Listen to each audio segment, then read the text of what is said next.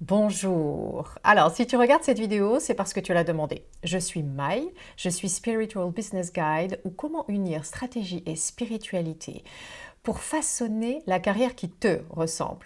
C'est tout un programme. Aujourd'hui, on va parler de l'argent.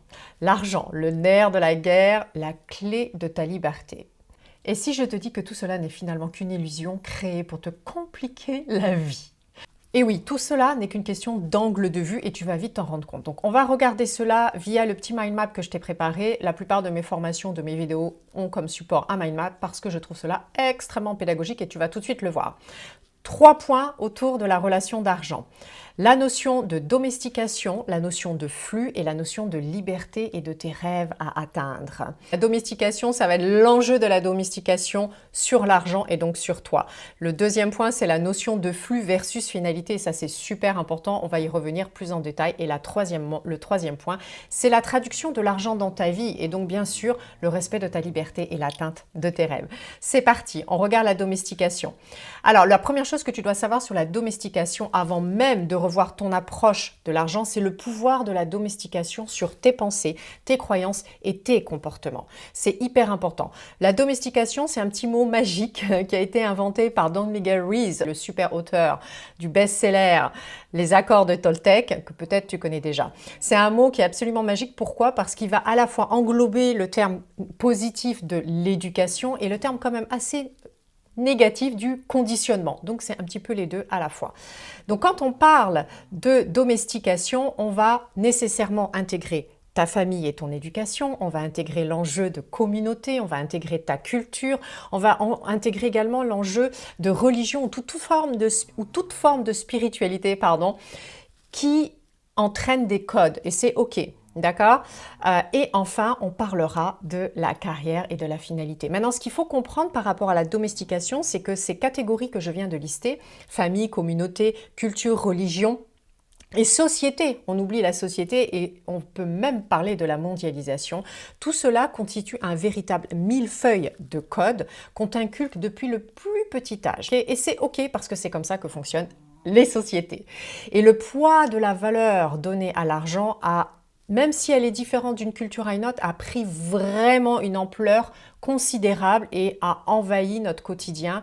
Il est absolument omniprésent. Conclusion, aujourd'hui, avant même de parler de ta capacité à produire de l'argent, à créer de la valeur ajoutée, tu as baigné dans un environnement où l'argent est omniprésent. Donc c'est très complexe de s'en séparer, de s'en affranchir.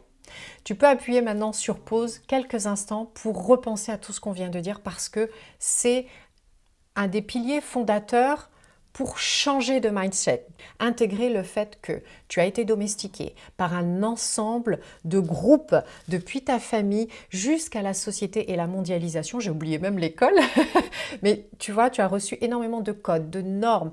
Et tous ces codes et ces normes t'ont créé ton référentiel par rapport à l'argent qu'aujourd'hui tu appliques. Sauf que ce référentiel, ce n'est pas toi. Et ça, c'est très important de le comprendre. Ok? Fais une petite pause et on va partir parler de l'enjeu de la carrière. Good. Donc, on passe à l'enjeu de la carrière. Si tu regardes bien la notion de carrière, aujourd'hui, ici, quelles que soient les cultures, les milieux sociaux auxquels tu appartiens, peu importe l'endroit du globe où tu te retrouves, réussir est le verbe attaché à ta carrière. On doit réussir pour être reconnu. Et les deux critères qui sont principalement attachés à la notion de réussite dans ta carrière, ça va être évidemment la notion de pouvoir et de responsabilité, grosso modo le rôle que tu joues dans la société au niveau de la société entreprise tout simplement, ou alors au niveau de la société pris dans sa globalité. Mais dans tous les cas, c'est quel est ton pouvoir, quelles sont tes responsabilités, qu'est-ce que tu peux faire et qu'est-ce que tu ne peux pas faire. Donc ça, c'est très important. Ça régit la notion de réussite dans nos environnements, principalement occidentaux, mais c'est partout dans le monde aujourd'hui. Deuxième critère, ce sera le nombre de zéros que tu as sur ton compte bancaire. La réussite financière est hyper importante et ça va toujours être un petit équilibre entre ces deux critères-là. Dans certains secteurs, ce sera plus important le pouvoir et la responsabilité. Dans d'autres, ce sera les zéros qui feront toute la différence. Ça dépend aussi des cultures. Ok ? Là-dedans, où est l'épanouissement? On y repassera, voilà. C'est pas le sujet de cette vidéo, mais tu vois bien que l'épanouissement est un peu aux abonnés absents depuis très longtemps, depuis que tu es tout petit ou toute petite, et c'est seulement souvent après une certaine maturité que la notion de l'épanouissement revient. Parfois, les rebelles s'y prennent un peu plus tôt. Donc, revenons à notre sujet. Depuis ta toute petite enfance, l'argent est devenu une finalité. Grosso modo, il faut avoir, j'insiste, il faut avoir de l'argent pour être heureuse ou heureuse. Du coup, toutes tes décisions vont intégrer ce critère dans ta grille d'analyse, que ce soit pour budgétiser tes vacances, que ce soit pour décrocher un job et accepter celui-ci ou pas, ou simplement faire un cadeau à une amie ou à un proche. L'argent est omniprésent. Et ça, c'est très important parce que si tu prends la domestication dans sa globalité et que tu intègres la notion de l'argent dedans, tu vas passer ton temps, en fait, du fait de la domestication, tu vas chercher à avoir une validation auprès de tes communautés auxquelles tu veux appartenir. Et pour avoir une validation, en général, tu vas chercher à acquérir, à acheter des attributs qui vont te permettre d'être validé par cette communauté. Vestimentaire, lieux fréquentés, style de vie, etc.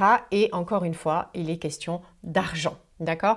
Que tu sois businesswoman, artiste ou politicienne, c'est la même chose. Finalement, on a tous des codes et ces codes, généralement, dans nos sociétés, sont obtenus par l'argent. Du coup, ça va obligatoirement venir te perturber dans ta relation à l'argent parce que tu vas la positionner comme étant une finalité et non plus comme un soutien à ta réalisation, à ton épanouissement ou encore à tes rêves, mais bien comme étant une finalité. Il faut avoir, stocker, obtenir de l'argent pour atteindre, pour s'acheter ces attributs et être validé par la communauté. Et ça crée une véritable scission à l'intérieur de soi parce que du coup, tu cours derrière l'argent et c'est pas du tout la bonne approche. Tu pourras toujours accumuler tout l'or du monde, même des lingots d'or si tu veux. Mais je te rappelle que la valeur de l'or, elle fluctue tous les jours. Encore une fois, fluctue. C'est un flux qui change tous les jours, quelle que soit la montagne d'or et de lingots que tu puisses obtenir. Alors on va regarder ce point plus attentivement pour que tu puisses intégrer cela et faire la part des choses. Domestication, c'est bien compris, on passe au flux.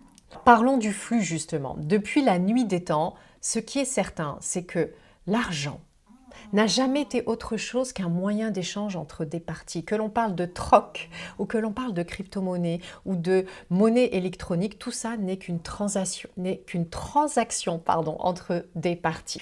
À partir du moment où tu vas changer ta façon de voir les choses, tu vas shifter ton mindset, tu vas intégrer la domestication, tu vas intégrer cette notion de flux dont on est en train de parler à l'instant, tu vas changer ta façon de voir les choses et donc tu vas changer tes croyances, tu vas changer tes comportements et là, bonjour l'abondance. Je détaille. Effectivement, quand tu décides de revoir ta copie et de prendre l'argent comme étant comme un flux, tout change. Parce qu'un flux, il est infini, il n'a pas de limite, il n'a pas de début, il n'a pas de fin, il ne s'arrête jamais. L'argent est statique. Si tu prends ça comme un but, c'est statique. Contrairement au flux qui est dynamique. À chaque instant, il va te permettre de t'offrir des opportunités, des apprentissages, surtout si tu sais écouter, observer et changer d'angle de vue comme tu es en train de le faire exactement maintenant. C'est ce qui fait toute la différence.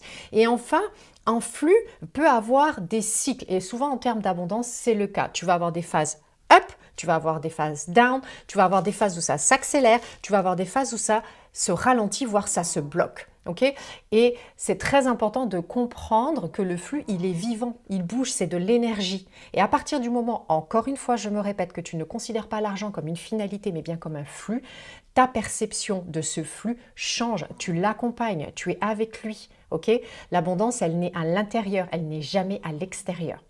Le truc dans les périodes de ralentissement et de blocage, parce que je pense que si tu regardes cette vidéo, ce n'est pas pour rien, c'est de faire confiance au processus, d'accord? C'est-à-dire que le processus, ça va être toujours de jouer ton meilleur rôle, de faire ce que tu peux de mieux pour pouvoir justement faire avancer le schmilblick, comme on dit. C'est un petit peu comme une roue de moulin à eau, tu sais, une roue de moulin à eau finalement, pour que la roue tourne, si elle a l'arrêt, il faut juste que tu la pousses un peu. Et après, le système hydraulique, l'eau, ça peut être aussi le vent, en tout cas le mouvement, la roue va se mettre à tourner et à tourner et à tourner. Toi, la seule chose que tu as fait, c'est pousser la roue.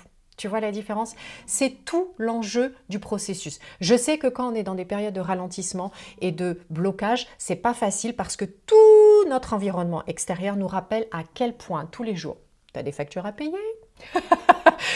On te dit également ce qu'il faudrait faire et si tu l'as pas fait correctement, eh ben bonjour la culpabilité. Et troisièmement, si tu n'y arrives pas, c'est que tu es nul. C'est effectivement pas simple et challenging. Rappelle-toi toujours l'enjeu de la domestication. Remonte. Pourquoi je pense comme ça? Pourquoi je réagis comme ça? Pourquoi je crois cela? D'où viennent ces croyances? D'où viennent ces comportements? Et prends du recul. C'est la première des choses que tu dois faire pour pouvoir changer ta relation à l'argent.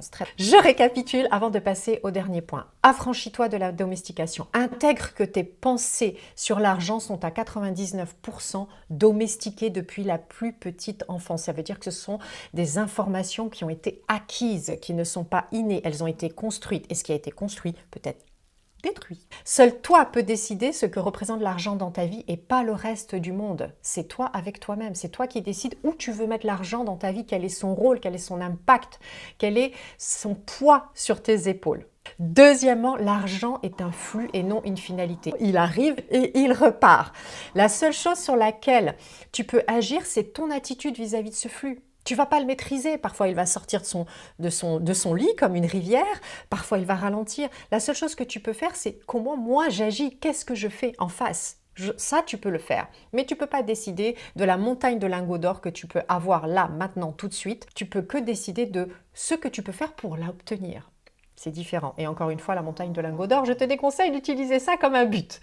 Et n'oublie pas une chose, c'est que le flux va t'offrir de merveilleux apprentissages et de merveilleuses opportunités. Parce qu'à partir du moment où tu considères cela comme un flux, comme étant dynamique, tu apprends des choses. Tu vois autre chose. Tu considères ce qui était éventuellement un obstacle comme étant une opportunité. C'est un changement de paradigme. Alors, c'est peut-être encore un petit peu flou, peut-être encore un peu théorique, et c'est tout à fait normal parce que parfois, on a du mal à faire cette transition. Maintenant, ce que je te propose de faire pour que ce soit plus simple, pendant une journée, fais un petit exercice tout simple. Regarde chaque opération financière que tu fais. Ce n'est ni plus ni moins qu'une transaction. In, out. Ton objectif à toi, c'est de faire en sorte que le flux ne se tarisse jamais, mais plutôt s'élargissent, s'agrandissent et s'accélèrent. Allez, on passe au dernier point, qui est de voir finalement comment ce flux d'argent va venir porter tes rêves, va pouvoir soutenir tes ambitions et te permettre d'accéder à une beaucoup plus grande liberté. Je me rappelle quand j'étais plus jeune et que j'accompagnais mes filles à l'école tous les matins en voiture et parfois elles n'avaient pas envie d'aller à l'école comme beaucoup d'enfants, elles étaient fatiguées ou autres, je leur disais toujours, le travail, c'est la liberté. Alors bon, si c'était aujourd'hui, je reformulerais un petit peu parce que le mot travail, il a une énergie un peu dense, un peu lourde. Tu sais, c'est un peu comme un cartable que tu portes là. Donc j'aurais peut-être plutôt dit investis en toi et tu seras toujours libre. Pour les enfants, c'était peut-être un peu complexe. Le plus important, c'est que ça a marché. Aujourd'hui, elles sont grandes et elles visent avant tout une carrière qui les épanouisse. Qu'elles soient salariées, qu'elles soient fonctionnaires ou qu'elles soient entrepreneurs, elles ont bien compris que l'argent viendra rétribuer la valeur qui est perçue en elle. Alors j'insiste, la valeur qui est perçue en elle parce qu'effectivement, tu peux avoir ce sentiment que tu n'es pas payé à ta juste valeur, que tu n'es pas rémunéré à ta juste valeur. Et ça, c'est encore un autre sujet, d'accord? Par contre, si déjà tu fais ce processus dont on vient de parler juste avant, domestication, prise de recul, intégration que l'argent c'est un flux, et en faire ton quotidien, je te promets que déjà la perception, l'image que tu vas renvoyer va complètement changer parce que tu ne vas plus considérer l'argent comme une finalité, comme un but et donc ton énergie va être beaucoup plus légère et plus joyeuse et ça marche à tous les coups. Pour finir avec mes filles, elles ont très bien compris aujourd'hui la différence entre leur liberté et courir derrière un but ultime qui s'appelle l'argent. Même si les références de la mondialisation sont omniprésentes dans leur discours, je te rassure. Finalement, comment on raccroche avec ta liberté à toi et l'atteinte de tes rêves, on va dire la réalisation de tes ambitions et cette notion de flux? Eh bien, c'est assez simple parce que il faut que tu comprennes une chose, c'est qu'à partir du moment où tu considères l'argent comme étant un flux, ta perception des choses va shifter. Okay? On va faire un petit exercice ensemble, très simple, qui va te permettre de voir beaucoup plus clair. Tu vas choisir un de tes rêves ou une de tes ambitions et tu vas écrire en détail comment tu verrais son histoire se dérouler. Alors ne commence pas, oui mais non, je peux pas, et tu te trouves toutes les contraintes possibles et inimaginables, mais ça c'est pas possible parce que, imagine que tu es une fée ou un magicien et que tu peux écrire et raconter, conter le rêve idéal que tu aurais voulu avoir avec le plus de détails sans mettre l'argent comme le rôle principal. Juste comme un outil parmi tant d'autres. Fais cet exercice, ok? C'est good? Maintenant, selon toi, maintenant que tu as fait cet exercice, est-ce que cette histoire que tu as racontée, ce scénario finalement est le seul possible? Voilà, tu as compris. Il n'y a jamais une seule vérité, mais bien 1000 vérités. Quand tu considères l'argent comme une finalité, tu adaptes tes rêves à cette finalité. Tu vois un petit peu, c'est très différent. Tu vas adapter tes ambitions à cette finalité.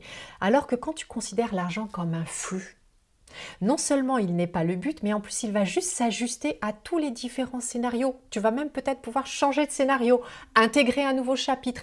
C'est une simple variable d'ajustement. Note ce terme, il est peut-être un peu mathématique, néanmoins il est très juste, il est parfait. C'est une simple variable d'ajustement. Du coup, ton scénario, il peut évoluer dans tous les sens possibles parce que ton flux, il va s'adapter.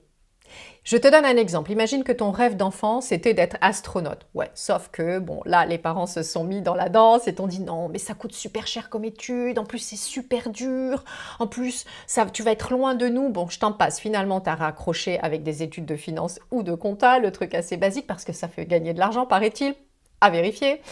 Et aujourd'hui, tu as atterri dans un poste de responsable financier que peut-être tu apprécies énormément, mettons que tu as 35 ans. Comment faire pour raccrocher les wagons avec ce rêve d'astronomie, d'astronaute?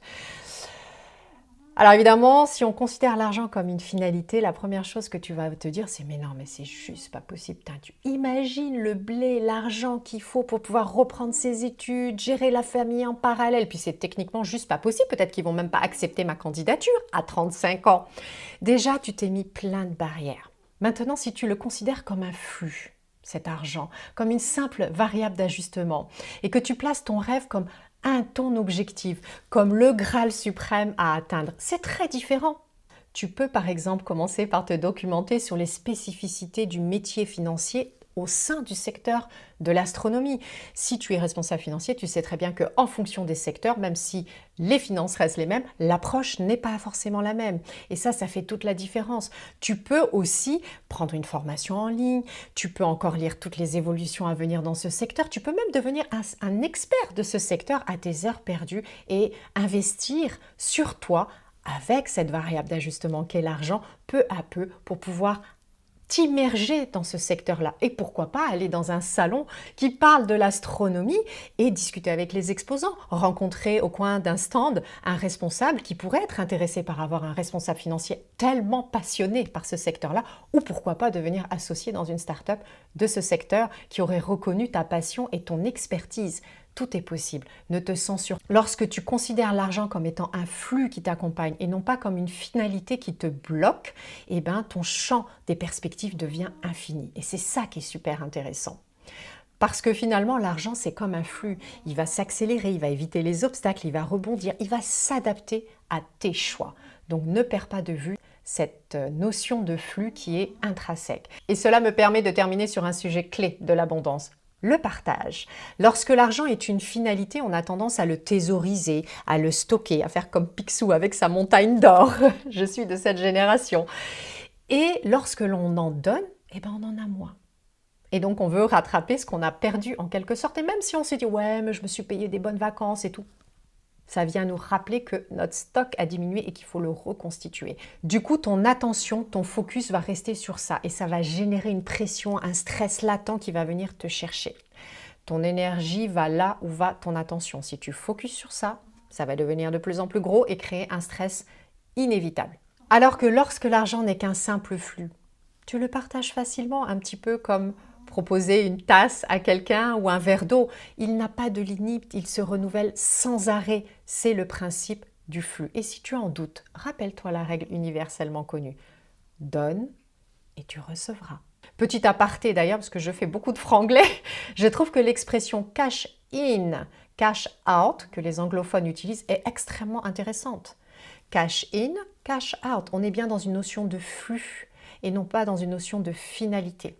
Voilà, tu as désormais une vue d'ensemble de ce qui peut bloquer l'abondance dans ton quotidien. La première des raisons, c'est la domestication qui a donné un rôle à l'argent et un pouvoir sur ta vie qui ne doit pas être. Affranchis-toi de ça, c'est nécessaire.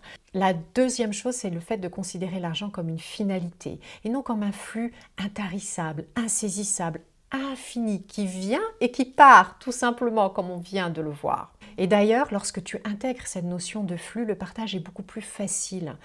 Et je dirais même que dès que tu intègres cette notion de flux, tu vas te rendre compte qu'il y a une espèce de sentiment de gratitude qui va monter en toi. Bah oui, parce que tu reçois, tu donnes, tu reçois, tu donnes. Et donc la gratitude naît en toi assez facilement. Fais ce petit test, tu verras, c'est absolument révélateur. Troisièmement, c'est lui donner un rôle principal pour réaliser tes rêves au lieu d'être une simple variable d'ajustement. Tu as bien retenu, l'argent est une variable d'ajustement. C'est un flux, donc elle s'ajuste tout simplement à toi, tes rêves, à tes ambitions. Ne perds jamais ça de vue parce que ça fera toute la différence. Voilà, j'espère que cette petite vidéo t'a plu et qu'elle t'apporte les clés pour redémarrer une relation sereine avec l'argent, t'offrir l'abondance que tu mérites à n'en pas douter. N'hésite pas à mettre un petit pouce sur la vidéo pour inspirer d'autres personnes qui sont certainement en plein questionnement sur ce sujet. Et surtout, n'oublie pas le plus important, prends soin de toi.